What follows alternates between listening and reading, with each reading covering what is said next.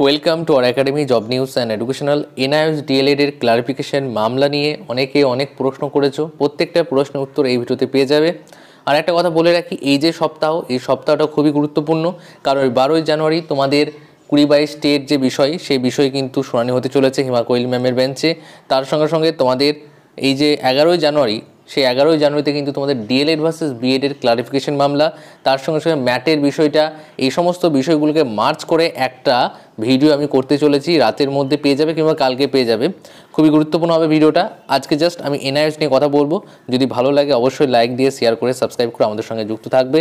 কারণ তোমরা জানো হয়তো, এবার থেকে আমরা যে বিষয়টা শুরু করেছি যে সমস্ত কেসগুলোকে একটা ভিডিওতেই মার্চ করে দেওয়া হবে, এবং এরপরে তোমাদের যত মনের মধ্যে প্রশ্ন থাকবে কমেন্টে করবে। যদি কমেন্ট তোমাদের 150টা বেশি এবং লাইক 100টা বেশি হয়, তাহলে সেই ভিডিওটার প্রত্যেকটা কমেন্টের উত্তর দেওয়া হবে।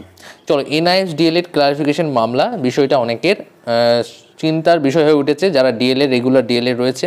তো এই মামলায় এনআইএসের জন্য খারাপ হতে চলেছে। কেন বলছি?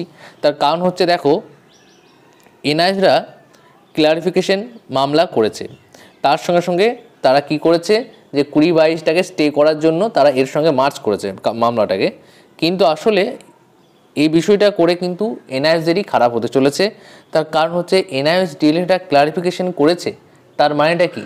ক্লারিফিকেশন মানে হচ্ছে যে সুপ্রিম কোর্ট থেকে যে জাজমেন্টটা এসেছে সেটা তারা মেনে নিয়েছে, কিন্তু তারা এবার জানতে চায় যে এই যে রায়টা সেটা কবে থেকে লাগু হবে।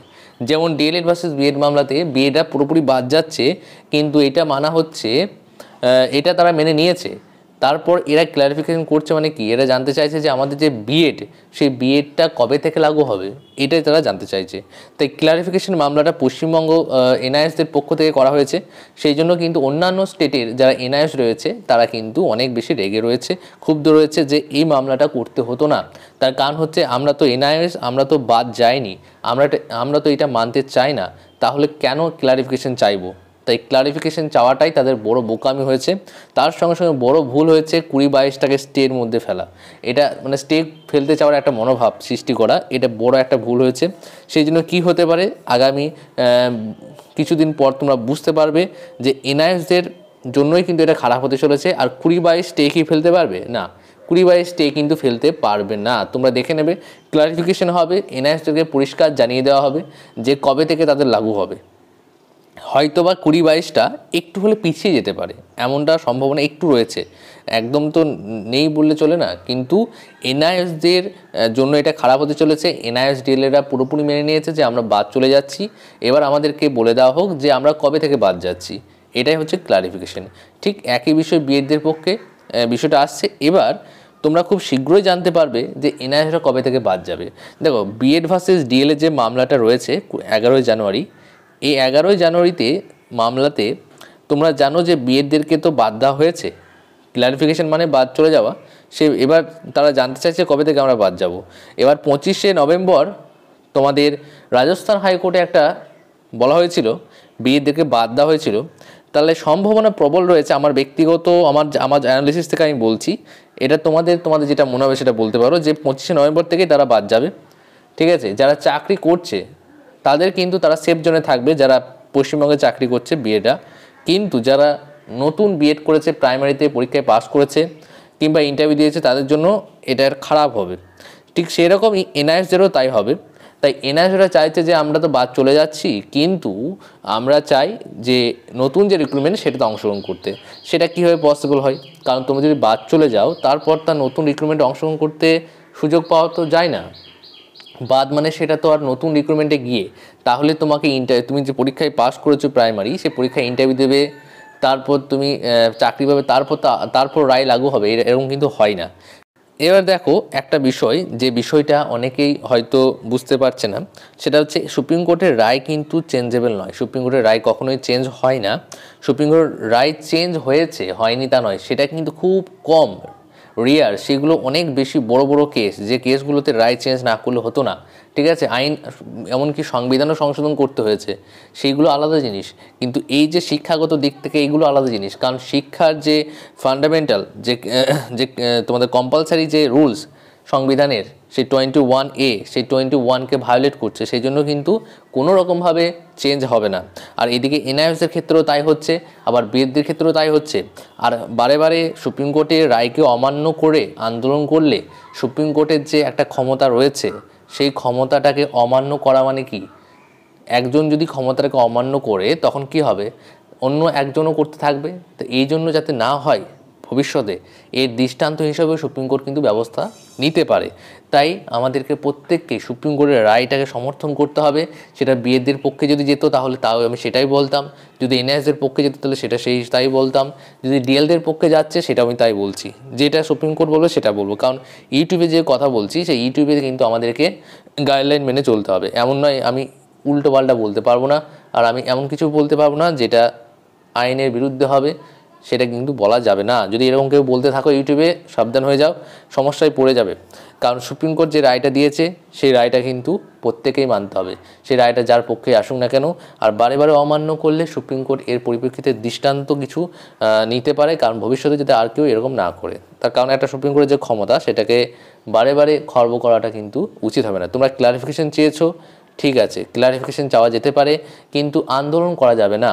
এই যে আমরা এটাতে আমার আন্দোলন, এটা তো রাজ্য সরকারের হাইকোর্টের বিষয় নয়, কিংবা এটা তো তোমাদের কোনো ইন্টারনাল বিষয়ও নয়, এটা তোমাদের একটা বাচ্চাদেরকে পড়ানোর বিষয়। ছোট ছোট বাচ্চা যারা ভবিষ্যতে একটা সুনাগরিক হতে পারে তাদেরকে পড়ানোর বিষয়। তাই সেই বিষয়ে কম্প্রোমাইজ করাটা একদমই চলবে না। সেটা তুমি এনআইএস হোক, বিএড হোক, আর যারা ডিএলএড করেছে তাদের পক্ষে আমি বলছি না, তারা যেহেতু সত্যি সত্যি এলিজেবল, কারণ তারা তো যেটা একদম রুলস সে মেনটেন করেছে, 2 বছরের কোর্স করেছে, তারা জানে যে তারা হাই স্কুলে পড়াতে পারবে না, তারা আপার প্রাইমারিতে যেতে পারবে, কিন্তু তারা 9, 10, 11, 12 পড়াতে পারে, এই মনোভাব নিয়ে কিন্তু তারা ডিএলএড করেছে। আর যারা বিএড করেছে তারা কিন্তু এই মনোভাব নিয়ে কিন্তু করেনি। এবং পশ্চিমবঙ্গে 2016 সাল থেকে কিন্তু এই রিসেন্ট কিন্তু বিএডদের সুযোগ দেওয়া হলো। তাই এর আগে যারা বিএড করেছে তারা কিন্তু এই মনোভাব নিয়ে বিএডটা করেনি। আর রিসেন্ট যারা বিএড করছে, যারা আমি বলতে পারি 19, 21, 20, 22, ঠিক আছে, তারা এই মনোভাব নিয়ে করতে পারে ম্যাক্সিমাম জন। কিন্তু এর আগের যারা বিএডটা করেছে তারা কিন্তু এই মনোভাব নিয়ে করেনি। তাই এখন তারা এই দাবি করতে পারবে না যে আমি এই মনোভাব নিয়ে বিএড করেছি যাতে করে ডিএলএড এর সুযোগ পায়, এবং প্রাইমারি এবং আপারে এবং 9, 10, 11 এর সুযোগ পায়, এই ভেবে আমি করিনি, এটা কিন্তু করেছি, এটা বলতে পারবে না। একমাত্র তারাই বলতে পারবে যারা 19, 21, 20, 22 কিংবা এই 22, 24 যারা বিএড করছে তারাই বলতে পারবে যে না আমরা এই মনোভাব নিয়ে করেছি। কিন্তু এই মনোভাব নিয়ে করলে তো হবে না, কিন্তু তোমাদেরকে লক্ষ্য রাখতে হবে যেটা তোমাদের আসল যোগ্য, যেখানে তোমাদের চাকরি পাওয়ার সম্ভাবনা বেশি রয়েছে, সেটা যে তোমাদেরকে SL/STর জন্য, SSCর জন্য কিন্তু দাবি করতে হবে। এবং তোমাদের SSC, SL/ST ভ্যাকেন্সি কবে আসতে পারে সেই নিয়ে কিন্তু ভিডিও খুব দ্রুতই আসছে। এই ভিডিও যদি দেখতে চাও তাহলে আমাদের চ্যানেলের সঙ্গে যুক্ত হয়ে যাও। এখানে কাউকে ছোট করা কিংবা বড় করার কথা আসছে না, কাউকে সাপোর্ট করা কিংবা কাউকে না সাপোর্ট করার কথা আসছে না। এখানে জাস্ট সেটুকুই বলা হচ্ছে যেটা একদম রিয়েল বাস্তব। যদি ভালো লাগে অবশ্যই লাইক দেবে। 100টা বেশি লাইক এবং 50টা বেশি কমেন্ট হলে সেই কমেন্টের উত্তরগুলো খুব সুন্দরভাবে দেওয়া হবে। এবং এখানে এনআইএসরা যে ক্লারিফিকেশন করেছে এই ক্লারিফিকেশনটাই তাদের বড় বিপদ ডেকে আনবে। এটা ভুল হয়েছে এনআইএসদেরকে ক্লারিফিকেশন করাটা, তার সঙ্গে বড় ভুল হয়েছে 20-22টাকে স্টে ফেলে দেওয়ার একটা মনোভাব সৃষ্টি তৈরি করা। এর জন্য কিন্তু এনআইএসরা সমস্যায় পড়বে। আর ক্লারিফিকেশন দেওয়া মানেই কিন্তু মেনে নেওয়া যে আমি বাদ চলে গেছি, আমাকে এবার বলে দেওয়া হোক যে আমি কবে থেকে বাদ যাচ্ছি। জাস্ট এটুকুই বলার ছিল। এবং অন্যান্য স্টেটের এনআইএস ডিএলএড যে লিডাররা রয়েছে তারা কিন্তু অনেক বেশি ক্ষুব্ধ হয়েছে এবং তারা এটা করতে চাইতো না। কিন্তু কি হয়, তাড়াতাড়ি করতে গিয়ে ভুল হয়, তাড়াতাড়ি করলে হবে না। যারা ডিএলএড রয়েছে, তোমাদের রেগুলার ডিএলএড রয়েছে, তোমাদেরকে একটা কথাই বলবো যে কোনো কাজ তাড়াতাড়ি করতে যাবে না, ভালো করে পরামর্শ করবে যে এটা করলে কি হতে পারে। যে কোনো কাজের দুটো দিক থাকে, একটা পজিটিভ দিক আর একটা হচ্ছে তোমাদের নেগেটিভ দিক। যে কোনো কাজে ম্যাক্সিমাম 90% নেগেটিভ দিকটাকে ভেবে নিতে হবে যে এইটা হলে এর পরিপ্রেক্ষিতে কী কী করা যেতে পারে, তাই সেই জন্য ব্যাকআপ রাখতে হয়, ঠিক আছে। আর যদি তোমার পজিটিভ আসে সেটা তোমার জন্য একটা বেনিফিট, তুমি তো এক্সট্রা বেনিফিট পাচ্ছ, ঠিক আছে। তাই তোমাকে আগে থেকে নেগেটিভ ভেবে নিতে হবে। তাই তারা করতে কোনো কাজ করলে হবে না। কেউ যদি কোনো কাজ করছে, কেস করছে, ঠিক আছে, নো প্রবলেম, কোনো সমস্যা নেই। কিন্তু এর পরিপ্রেক্ষিতে কাউন্টার কীভাবে করবে, এটা করতে গেলে ভালো জ্ঞানী ব্যক্তিদের সঙ্গেই পরামর্শ করতে হবে, যারা অনেক অনেক কিছু অভিজ্ঞতা আছে যাদের, ঠিক আছে? তাহলে এই সমস্ত বিষয় নিয়ে অত চিন্তিত হওয়ার কোনো কারণ নেই। যারা রেগুলার ডিএলএ রয়েছে, আমি পরিষ্কার বলে দিচ্ছি যে সুপ্রিম কোর্টে যে এটা রায় আসবে সেটা নিয়ে কথা বলবো, সেটা বিএড হোক কিংবা ডিএলএড হোক কিংবা এনআইএস হোক, ঠিক আছে?